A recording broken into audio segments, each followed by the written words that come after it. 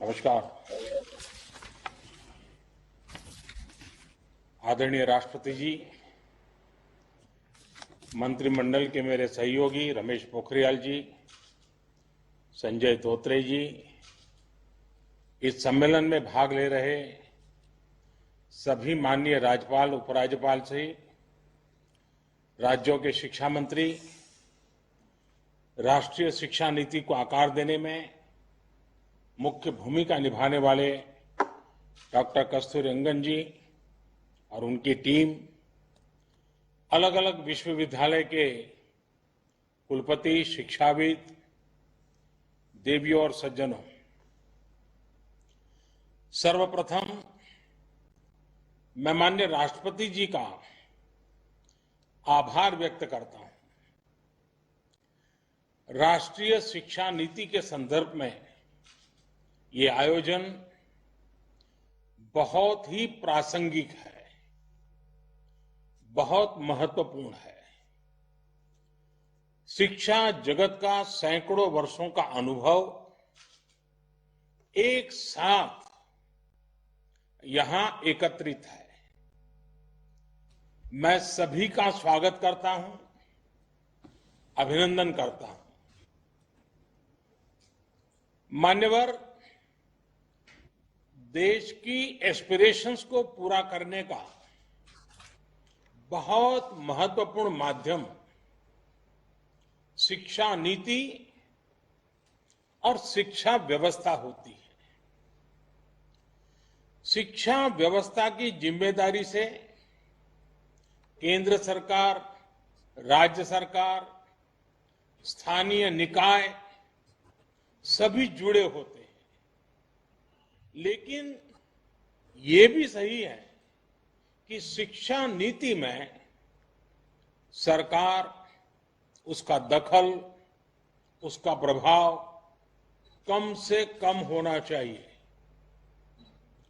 शिक्षा नीति से जितना शिक्षक जुड़े होंगे, अभिभावक जुड़े होंगे, छात्र छात्राएं जुड़े होंगे, उतना ही उसकी प्रासंगिकता और व्यापकता दोनों ही बढ़ती है। राष्ट्रीय शिक्षा नीति पर 4-5 साल उसके पूर्व यह काम शुरू हुआ था। देश के लाखों लाख लोगों ने, शहर में रहने वाले लोगों ने, गांव में रहने वाले लोगों ने, शिक्षा क्षेत्र से जुड़े अनुभवी लोगों ने इसके लिए अपना फीडबैक दिया था, अपने सुझाव दिए थे। शिक्षा नीति का जो ड्राफ्ट तैयार हुआ था, उसके अलग अलग पॉइंट्स पर भी 2 लाख से अधिक लोगों ने अपने सुझाव दिए थे। यानी अभिभावक, छात्र छात्राएं, शिक्षाविद, शिक्षक, शिक्षा प्रबंधक, प्रोफेशनल्स, सभी ने इसके निर्माण में अपना योगदान दिया है। इतना गहरा, इतना व्यापक, इतना विविधताओं से भरा हुआ मंथन के बाद अब ये जो अमृत निकला है, इसलिए ही अब हर और राष्ट्रीय शिक्षा नीति का स्वागत हो रहा है। गांव में कोई शिक्षक हो या फिर बड़े बड़े शिक्षाविद, सबको राष्ट्रीय शिक्षा नीति अपनी शिक्षा नीति लग रही है। सभी के मन में एक भावना है कि पहले की शिक्षा नीति में यही सुधार तो मैं होते हुए देखना चाहता था। ये एक बहुत बड़ी वजह है कि राष्ट्रीय शिक्षा नीति की स्वीकारता की, एक्सेप्टेंस का मूल कारण यही है। शिक्षा नीति क्या हो, कैसी हो, उसका स्वरूप क्या हो, ये तय करने के बाद अब देश एक स्टेप और आगे बढ़ा है। अब पूरे देश में राष्ट्रीय शिक्षा नीति को लेकर, उसके इम्प्लीमेंटेशन को लेकर व्यापक विचार विमर्श हो रहा है, संवाद हो रहा है। ये व्यापक विचार विमर्श इसलिए जरूरी है क्योंकि राष्ट्रीय शिक्षा नीति, नेशनल एजुकेशन पॉलिसी, सिर्फ पढ़ाई लिखाई के तौर तरीकों में ही बदलाव लाने के लिए नहीं है। ये पॉलिसी 21वीं सदी के भारत के सामाजिक और आर्थिक जीवन को नई दिशा देने वाली है। ये पॉलिसी आत्मनिर्भर भारत के संकल्प और सामर्थ्य को आकार देने वाली है। जाहिर है, इस बड़े संकल्प के लिए हमारी तैयारियां, हमारी जागरूकता भी उतनी ही बड़ी होनी चाहिए। आप में से अधिकांश महानुभाव राष्ट्रीय शिक्षा नीति की बारीकियों का अध्ययन कर चुके हैं, लेकिन इतने बड़े रिफॉर्म्स की बारीकियां, उसके लक्ष्य पर निरंतर बात करना अभी उतना ही आवश्यक है। सारे संदेहों और सवालों को सुलझाते हुए ही देश राष्ट्रीय शिक्षा नीति को सफलतापूर्वक लागू कर पाएगा। मान्यवर, आज दुनिया भविष्य में तेजी से बदलते जॉब्स, नेचर ऑफ वर्क को लेकर व्यापक रूप से चर्चा कर रही है। ये पॉलिसी देश के युवाओं को भविष्य की आवश्यकताओं के मुताबिक नॉलेज और स्किल्स दोनों मोर्चों पर तैयार करेगी। नई शिक्षा नीति स्टडी के बजाय लर्निंग पर फोकस करती है और करिकुलम से और आगे बढ़कर क्रिटिकल थिंकिंग पर जोर देती है।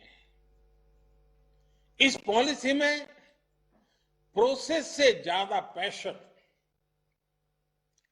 प्रैक्टिकलिटी और परफॉर्मेंस पर बल दिया गया है। इसमें फाउंडेशनल लर्निंग और लैंग्वेजेस पर भी फोकस है। इसमें लर्निंग आउटकम्स और टीचर ट्रेनिंग पर भी फोकस है। इसमें एक्सेस और असेसमेंट को लेकर भी व्यापक रिफॉर्म्स किए गए हैं। इसमें हर स्टूडेंट को एम्पावर करने का रास्ता दिखाया गया है। एक तरह से देखें तो ये वन साइज फिट्स ऑल की अप्रोच से हमारी शिक्षा व्यवस्था को बाहर निकालने का एक मजबूत प्रयास है। और आप सभी जो दिग्गज भी ये महसूस करते हैं कि ये प्रयास असामान्य है, सामान्य नहीं है। बीते दशकों से हमारे एजुकेशन सिस्टम में जो भी कमियां हमें दिखती थी, जो भी समस्याएं हमको लगती थी, उनको दूर करने के लिए विस्तार से इस पॉलिसी में चर्चा की गई है। अब जैसे लंबे समय से ये बातें उठती रही हैं कि हमारे बच्चे बैग और बोर्ड एग्जाम के बोझ तले, परिवार और समाज के दबाव तले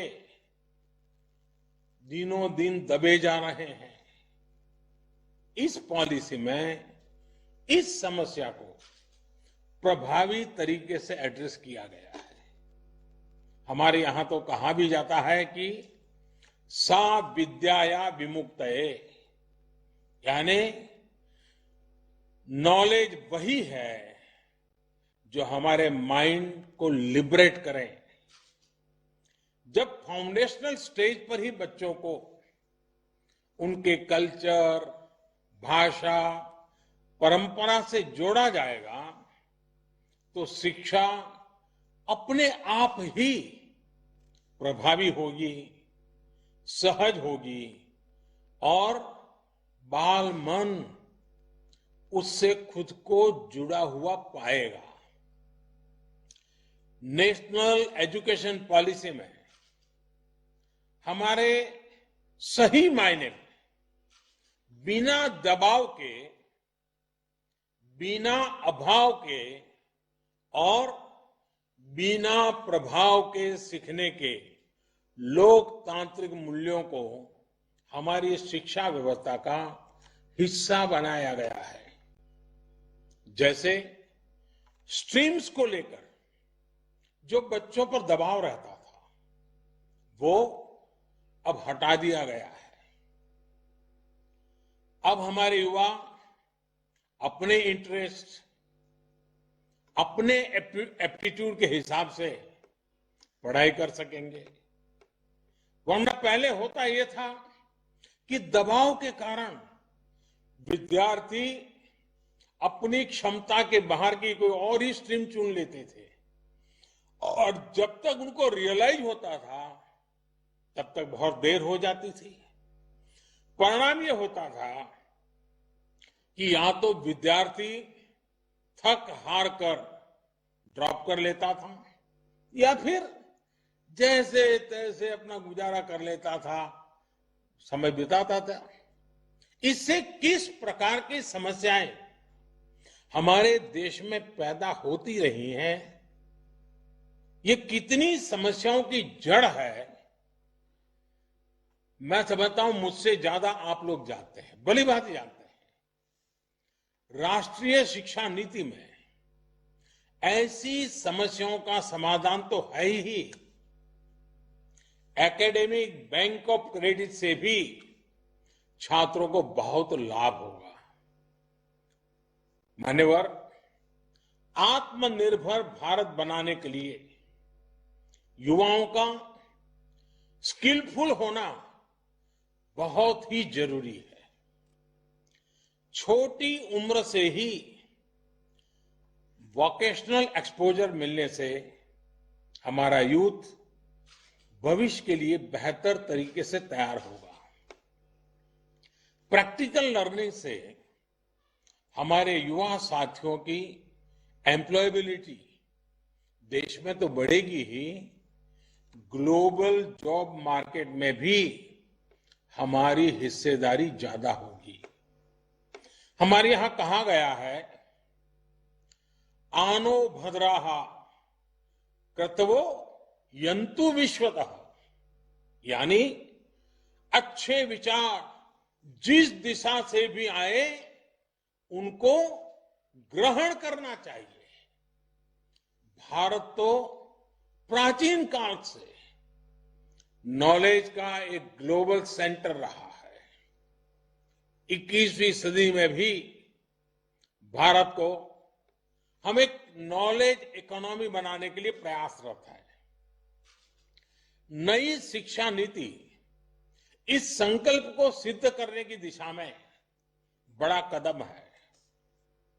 नई राष्ट्रीय शिक्षा नीति ने ब्रेन ड्रेन को टैकल करने के लिए और सामान्य से सामान्य परिवारों के युवाओं के लिए भी बेस्ट इंटरनेशनल इंस्टीट्यूशन के कैंपस भारत में स्थापित करने का रास्ता खोला है। जब देश में ही अंतर्राष्ट्रीय स्तर के टॉप कैंपस हो आएंगे तो पढ़ाई के लिए बाहर जाने की प्रवृत्ति भी कम होगी और हमारे अपने यूनिवर्सिटीज, कॉलेज भी ज्यादा कॉम्पिटिटिव हो पाएंगे। इसका एक और पहलू ऑनलाइन एजुकेशन भी है, जिससे पढ़ाई लिखाई के लिए लोकल हो या इंटरनेशनल हर प्रकार की सीमाएं समाप्त हो जाती हैं। मानिए, जब किसी भी सिस्टम में इतने व्यापक बदलाव होते हैं, जब एक नई व्यवस्था बनाने की तरफ हम बढ़ते हैं, तो कुछ शंकाएं, आशंकाएं स्वाभाविक ही है। माता पिता को लगता होगा कि अगर इतनी आजादी बच्चों को मिलेगी, अगर स्ट्रीम खत्म हो जाएगी, तो आगे कॉलेज में उनको दाखिला कैसे मिलेगा, उनके बच्चों को कैरियर का क्या होगा। प्रोफेसर्स, टीचर्स के मन में सवाल होंगे कि वो खुद को इस बदलाव के लिए तैयार कैसे कर पाएंगे। इस प्रकार का पाठ्यक्रम कैसे मैनेज हो पाएगा। आप सभी के पास भी अनेक सवाल होंगे जिन पर आप चर्चा भी कर रहे हैं। ये सवाल इंप्लीमेंटेशन से जुड़े ज्यादा है, जैसे इसमें करिकुलम डिजाइन कैसे हो पाएगा, स्थानीय भाषाओं में सिलेबस और कंटेंट कैसे तैयार हो पाएगा, लाइब्रेरीज को लेकर डिजिटल और ऑनलाइन कंटेंट और पढ़ाई को लेकर जो बातें इसमें रखी गई हैं, उन पर कैसे काम होगा। कहीं साधन संसाधन के अभाव में हम अपने लक्ष्यों से चूक तो नहीं जाएंगे। एडमिनिस्ट्रेशन को लेकर भी अनेक प्रकार के सवाल आप सभी के मन में स्वाभाविक रूप से होंगे। ये सभी सवाल महत्वपूर्ण भी हैं। हर सवाल के समाधान के लिए हम सब मिलकर के काम कर रहे हैं। शिक्षा मंत्रालय की तरफ से भी लगातार संवाद जारी है।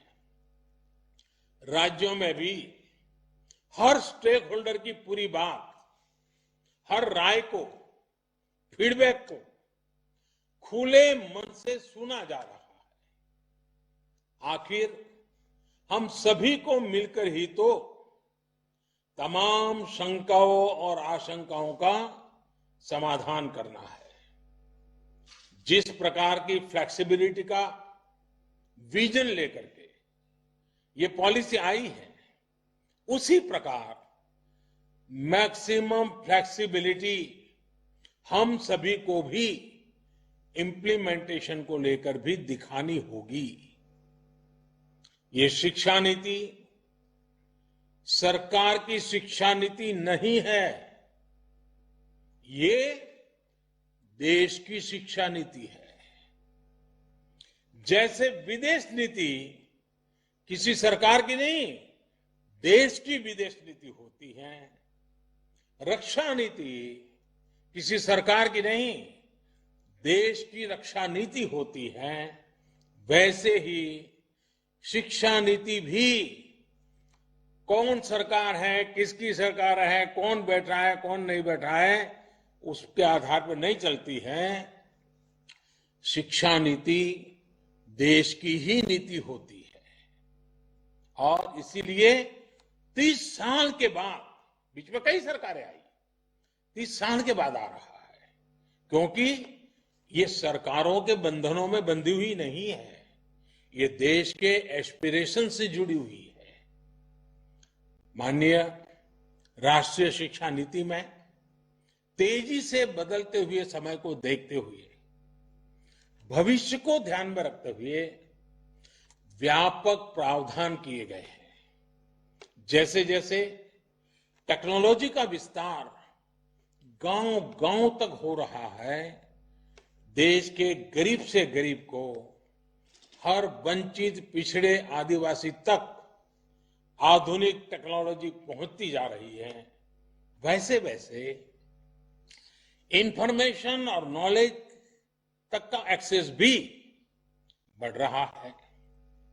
आज मैं देखता हूं कि वीडियो ब्लॉग के माध्यम से वीडियो स्ट्रीमिंग साइट्स पर अनेक युवा साथी ऐसे ऐसे चैनल चला रहे हैं, हर विषय की ऐसी बेहतरीन कोचिंग उपलब्ध करा रहे हैं जिसके बारे में पहले गरीब घर का बालक या बालिका सोच भी नहीं सकते थे। टेक्नोलॉजी तक होने वाली इस पहुंच से क्षेत्रीय और सामाजिक असंतुलन की एक बहुत बड़ी समस्या तेजी से कम होती जा रही है। हमारी जिम्मेदारी ये है कि हम हर यूनिवर्सिटी, हर कॉलेज में टेक्नोलॉजिकल सॉल्यूशंस को ज्यादा प्रमोट करें। मान्यवर, कोई भी सिस्टम उतना ही इफेक्टिव और इंक्लूसिव हो सकता है जितना बेहतर उसका गवर्नेंस मॉडल होता है। यही सोच एजुकेशन से जुड़ी गवर्नेंस को लेकर भी ये पॉलिसी रिफ्लेक्ट करती है। कोशिश ये की जा रही है कि हायर एजुकेशन के हर पहलू, चाहे एकेडमिक हो, टेक्निकल हो, वोकेशनल हो, हर प्रकार की शिक्षा को साइलोज से बाहर निकाला जाए। एडमिनिस्ट्रेटिव लेयर्स को कम से कम रखा जाए, उनमें अधिक समन्वय हो। ये प्रयास भी पॉलिसी के माध्यम से किया गया है। हायर एजुकेशन के रेगुलेशन को भी इस पॉलिसी के जरिए और सिंप्लीफाई और स्ट्रीमलाइन किया जाएगा। ग्रेडेड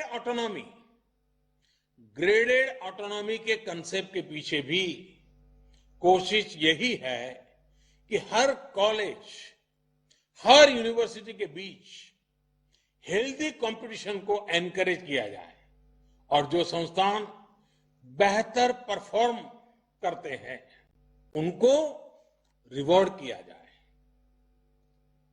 अब हम सभी का ये सामूहिक दायित्व है कि नेशनल एजुकेशन पॉलिसी 2020 एनईपी 2020 की इस भावना को हम लेटर एंड स्पिरिट से लागू कर सकें। मेरा आप सभी से विशेष आग्रह है कि 25 सितंबर से पहले अपने राज्यों, केंद्र शासित प्रदेशों की यूनिवर्सिटीज में ज्यादा से ज्यादा इस प्रकार के वर्चुअल कॉन्फ्रेंस आयोजित किए जाएं। प्रयास यही है कि नेशनल एजुकेशन पॉलिसी को लेकर समझ निरंतर हम समझते चलें, हमारी समझ बेहतर हो सके, इसके लिए प्रयास हो। एक बार फिर आप सभी को अपना समय निकालने के लिए मैं बहुत बहुत आभार व्यक्त करता हूं। मैं आदरणीय राष्ट्रपति जी का पुनः आभार व्यक्त करता हूं। आप सबको बहुत बहुत शुभकामनाएं। धन्यवाद।